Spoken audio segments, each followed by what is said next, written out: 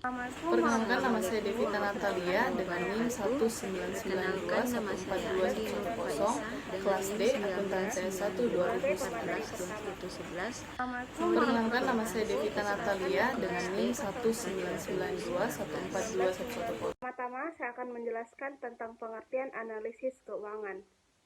Slamet Sugiri dan Bogat Agus Riono berpendapat bahwa laporan keuangan adalah hasil akhir dari proses akuntansi.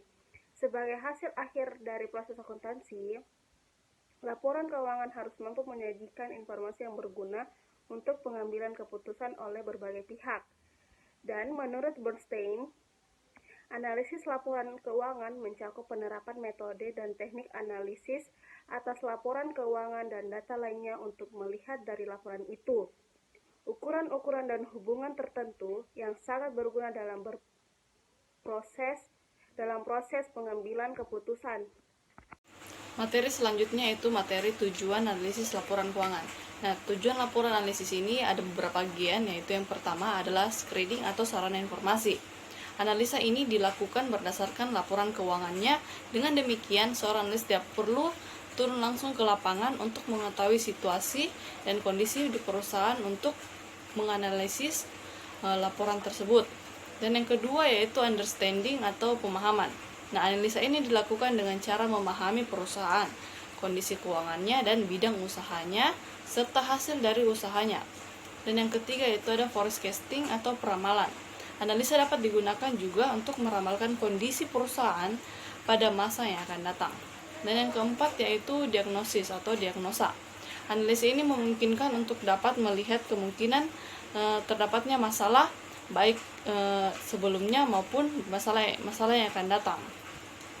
Dan yang terakhir yaitu ada evaluation atau evaluasi. Nah, analisa ini digunakan untuk menilai manajemen dalam meningkatkan tujuan perusahaan secara efisien.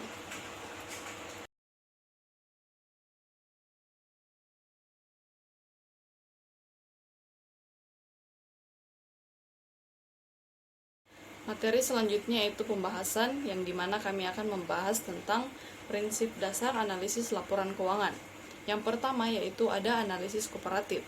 Nah, di dalam analisis komparatif ini ada beberapa hal penting yang akan kami bahas. Yang pertama yaitu analisis komparatif ini adalah penelitian yang bersifat membandingkan. Yang kedua, menyajikan laporan keuangan komparatif dapat diperoleh gambaran mengenai pergerakan dan kecenderungan serta memberikan petunjuk yang berharga dalam rangka memprediksi masa depan. Yang ketiga yaitu perbandingan laporan keuangan untuk 2 atau 3 tahun dapat dilakukan dengan menghitung perubahan dari tahun ke tahun, baik dalam jurnal absolut atau rupiah maupun dalam relatif atau dikatakan dengan persen. Dan yang keempat yaitu analisis komparatif ini melakukan peninjauan neraca secara berturut-turut atau juga laporan keuangan dan juga laporan arus kas dari periode ke periode. Ini biasanya melibatkan peninjauan terhadap perubahan saldo akun individu secara tahun ke tahun atau dibilang multi tahun. Dan yang kelima yaitu informasi terpenting yang sering diungkapkan dari analisis komparatif ini adalah tren. Perbandingan pernyataan selama beberapa periode dapat mengungkapkan arah, kecepatan, dan juga tingkat tren. Analisis komparatif juga membandingkan tren dan dalam item yang terkait. Misalnya peningkatan penjualan 10% dari tahun ke tahun yang disertai dengan kenaikan 20% dalam biaya pengiriman memerlukan investigasi dan penjelasan. Demikian pula peningkatan 15% dalam piutang serta peningkatan penjualan hanya 5% untuk panggilan penyelidikan. Nah, dalam kedua kasus ini ada beberapa alasan dibalik perbedaan dalam tingkat yang saling terkait ini dan implikasi apapun untuk analisis tren tersebut. Nah, kedua ada beberapa teknik dari analisis komparatif ini. Yang pertama yaitu ada analisis perubahan tahun ke tahun dan juga ada analisis tren angka indeks. Nah, poin yang terakhir yaitu ada analisis laporan keuangan, juga disebut sebagai analisis horizontal, yang dimana meningkatkan analisis saldo akun kiri kanan atau kanan kiri ketika kami meninjau laporan kooperatif. Baiklah, saya akan menjelaskan tentang analisis common size atau persentase per komponen. Menurut Syafri Dahani menyatakan bahwa analisis common size merupakan teknik yang dilakukan dalam menganalisis akun atau komponen yang ada dalam laporan keuangan perusahaan. Teknik yang dilakukan adalah dengan cara menelah neraca dan laporan laba rugi yang berurutan pada suatu periode tertentu dan dinyatakan dalam bentuk persentase terhadap total pos tertentu, di mana untuk laporan laba rugi persentase penjualan dinyatakan 100%, untuk neraca total aktiva dinyatakan 100%. Common size merupakan kegiatan membandingkan setiap perubahan dalam pos-pos dengan total aktiva atau total pasiva atau total penjualan. Dengan demikian akan terlihat suatu kenaikan dan penurunan, apakah akan menjadi berarti atau memiliki makna tertentu. Selanjutnya, hasil dari membandingkan ini digunakan untuk menilai kinerja manajemen dalam suatu periode, apakah mencapai target seperti yang telah ditetapkan. Kemudian juga dapat dinilai kemampuan manajemen dalam memberdayakan sumber daya perusahaan secara efektif. Dari kinerja yang dihasilkan ini juga dapat dijadikan sebagai evaluasi hal-hal yang dilakukan ke depan agar kinerja manajemen dapat ditingkatkan dan dipertahankan sesuai dengan target perusahaan. Selanjutnya, analisis common size ialah analisis yang disusun dengan menghitung tiap-tiap rekening dalam laporan laba rugi dan neraca menjadi proporsi dari total penjualan, atau untuk laporan laba rugi, atau dari total aktiva untuk neraca. Laporan keuangan dalam persentase per komponen atau common size statement menyatakan masing-masing posnya dalam satuan persen atas dasar total kelompoknya. Cara penyusunan laporan keuangan ini disebut dengan teknik analisis common size dan termasuk metode analisis vertikal. Selanjutnya, analisis sumber dan penggunaan dana. Analisis sumber dan penggunaan dana adalah salah satu alat untuk mengetahui kondisi finansial menyangkut bagaimana dana diperoleh dan dibelanjakan. Analisis sumber dan penggunaan dana atau yang disebut dengan analisis aliran dana merupakan alat finansial yang sangat penting bagi manajemen keuangan. Di samping alat finansial lainnya, maksud utama analisa tersebut adalah untuk mengetahui bagaimana dana digunakan dan bagaimana dana tersebut dibelanjai. Dengan kata lain, analisa aliran dana tersebut terdapat dua artian dana. Yang pertama, dana dalam definisi secara sempit diartikan sebagai kas. Dan yang kedua, secara lebih luas, dana yang dimaksud adalah modal kerja. Penting analisa sumber dan penggunaan dana. Manfaatnya ada 3. Yang pertama, laporan sumber dan penggunaan dana menunjukkan dari mana dana diperoleh dan kemana dana tersebut digunakan. Laporan ini dapat digunakan untuk mengevaluasi kebijaksanaan perusahaan mengenai pemenuhan kebutuhan modal, perubahan dana dalam pengertian modal kerja. Dan yang kedua, turun naiknya dalam pengertian modal kerja hanya dipengaruhi elemen-elemen neraca selain aktiva lancar dan hutang lancar yang bersifat non-current account, seperti aktiva tetap, hutang jangka panjang, dan saham lainnya. Dan yang terakhir, perubahan dari elemen-elemen non-current account, yaitu aktiva tetap atau termasuk depresiasi dividen, dan sebelum memerlukan penyesuaian terlebih dahulu, sebelum melakukan penyesuaian laporan sumber dan penggunaan dana. Nah, analisis selanjutnya itu adalah analisis rasio. Nah, analisis rasio ini menurut Warsidi dan Bambang, analisis rasio keuangan merupakan instrumen analisis prestasi perusahaan yang menjelaskan berbagai hubungan dan indikator keuangan yang ditujukan untuk menunjukkan perubahan dalam kondisi keuangan atau prestasi operasi di masa lalu dan membantu menggambarkan tren pola perusahaan tersebut untuk kemudian menunjukkan resiko atau peluang yang melekat pada perubahan atau perusahaan yang bersangkutan. Nah, hubungan antara rasio keuangan dan salah satu perusahaan yaitu mempunyai hubungan yang sangat erat. Mengapa demikian? Rasio keuangan ada banyak jumlahnya dan setiap rasio memiliki kegunaannya masing-masing. Bagi investor, ia akan melihat rasio dengan penggunaan yang paling sesuai dengan analisis yang akan mereka lakukan dalam perusahaan. Nah, dalam konsep keuangan dikenal dengan namanya fleksibilitas. Artinya, rumus atau berbagai bentuk formula yang digunakan haruslah disesuaikan dengan kasus yang mereka teliti. Dalam analisis rasio ada beberapa jenis rasio di dalamnya. Yang pertama yaitu rasio likuiditas.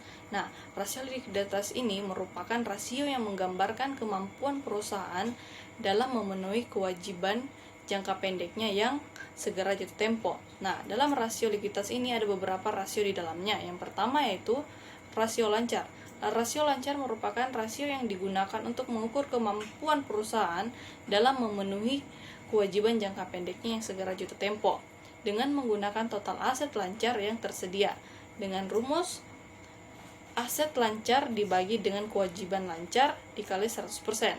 Nah, yang kedua yaitu ada bilang rasio sangat lancar atau dikata rasio cepat, merupakan rasio yang digunakan untuk mengukur kemampuan perusahaan dalam memenuhi kewajiban jangka pendeknya yang akan segera jatuh tempo dengan menggunakan aset sangat lancar.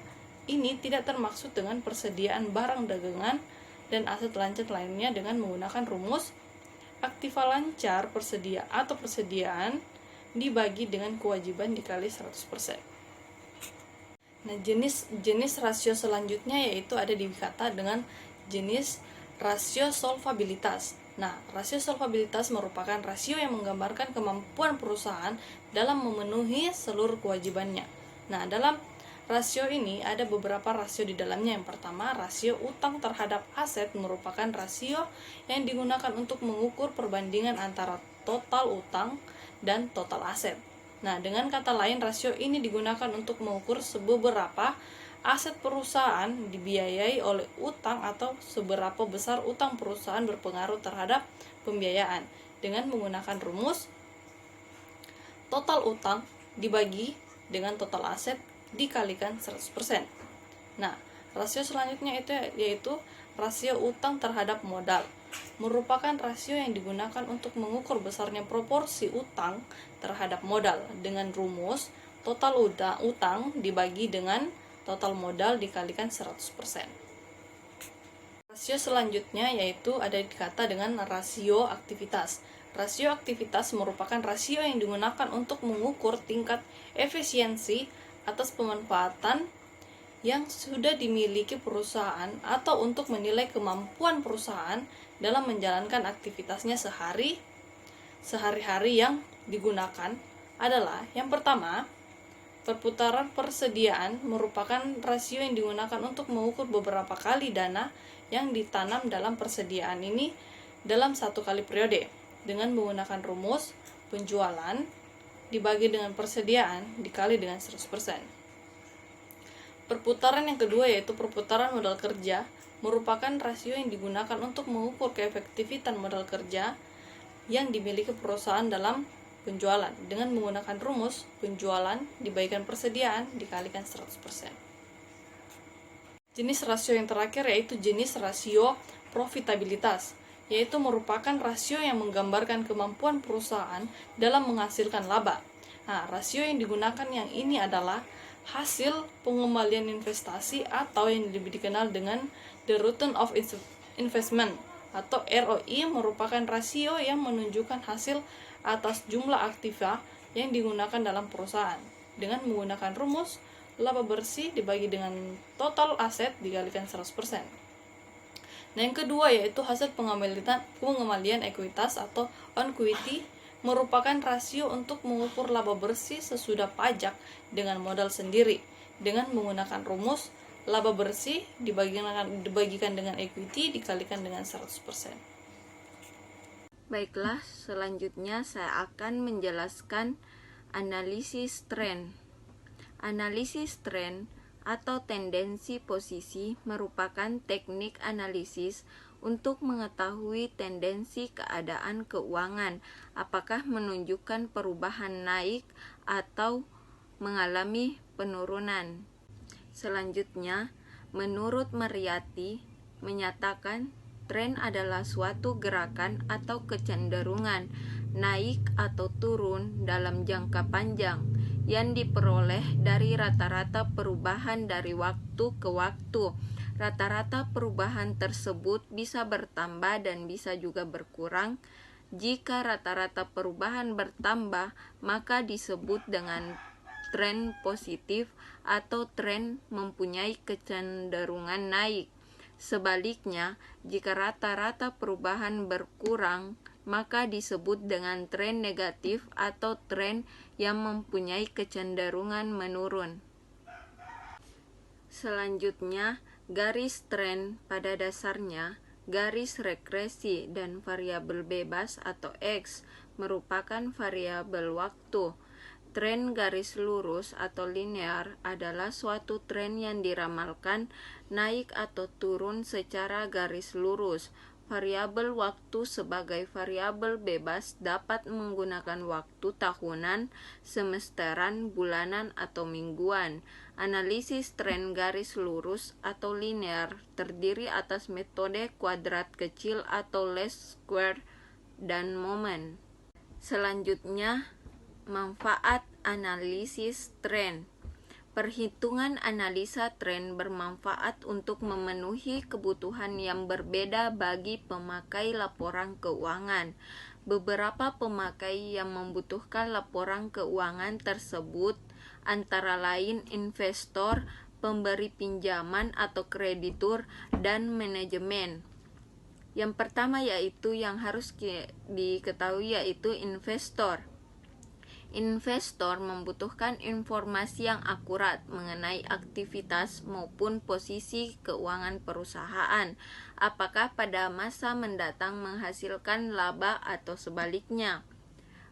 Yang kedua yaitu pemberi pinjaman atau kreditur. Pemberi pinjaman atau kreditur tertarik dengan informasi yang disediakan oleh perusahaan, khususnya keuangan, yang memungkinkan mereka untuk memutuskan apakah dana yang tertanam di dalam perusahaan dapat dibayarkan kembali tepat waktu kepada perusahaan. Yang ketiga yaitu manajemen. Manajemen dapat terbantu dalam hal tanggung jawab, perencanaan, pengendalian, dan pengambilan keputusan berdasarkan hasil analisa. Selanjutnya saya akan menjelaskan tentang perhitungan tren. Hasil perhitungan tren dapat ditunjukkan dalam bentuk persentase atau indeks. Perhitungan tren dalam bentuk persentase dan indeks dapat dijelaskan sebagai berikut. Yang pertama yaitu tren dalam bentuk persentase. Tren dalam persentase dihitung dengan memilih tahun pertama sebagai dasar perbandingan atau sebagai tahun dasarnya. Yang kedua yaitu tren dalam bentuk indeks. Menurut S. Munawir, ada beberapa langkah untuk melakukan analisis tren ini adalah sebagai berikut. Menentukan tahun dasar, biasanya data atau laporan keuangan dari tahun yang paling awal dalam deretan laporan keuangan yang dianalisa tersebut dianggap sebagai tahun dasar atau base year. Tiap-tiap pos yang terdapat dalam laporan keuangan yang dipilih sebagai tahun dasar diberikan angka indeks 100. Selanjutnya, menghitung angka indeks tahun-tahun lainnya dengan menggunakan angka pos laporan keuangan tahun dasar sebagai penyebut. Rumus dari analisis tren adalah sebagai berikut. Angka indeks sama dengan tahun pembanding bagi tahun dasar dikali 100%. Dan yang terakhir, kesimpulan. Terdapat dua. Yang pertama, analisis laporan keuangan adalah suatu proses penelitian laporan keuangan berserta unsur-unsurnya yang bertujuan untuk mengevaluasi dan memprediksi kondisi keuangan perusahaan atau badan usaha dan juga mengevaluasi hasil-hasil yang telah dicapai perusahaan atau badan usaha pada masa lalu dan masa sekarang.